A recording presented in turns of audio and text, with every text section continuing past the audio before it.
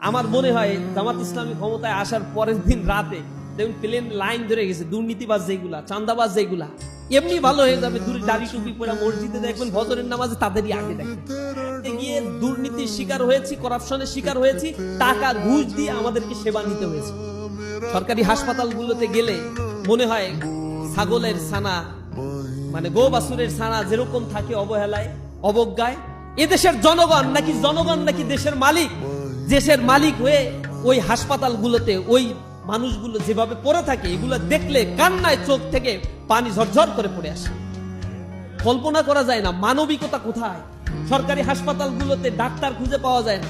Doctor আসে, বড় doctor 2 ঘন্টা 3 ঘন্টার জন্য তার অন্য চেম্বার নিয়ে এসে ব্যস্ত হয়ে পড়ছে। ইথিক্স নাই তাদের ভেতরে।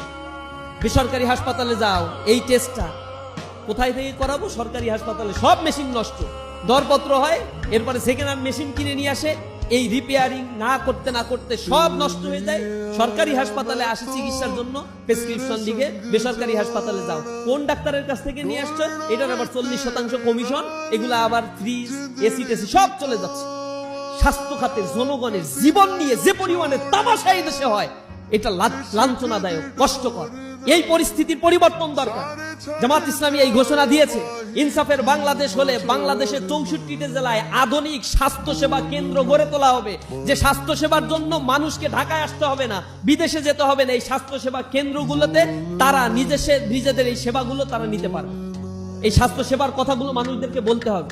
প্রত্যেকটা জেলা পর্যায়ে, উপজেলা পর্যায়ে হেলথ সেন্টারগুলোকে আধুনিকায়ন করা হবে। এখানে যে সকল মধ্যস্বত্বভোগীরা যারা রয়েছে এবং যারা এখানে করাপশনের সাথে জড়িত, তাদেরকে স্ট্রিক্টলি হ্যান্ডেল করা হবে।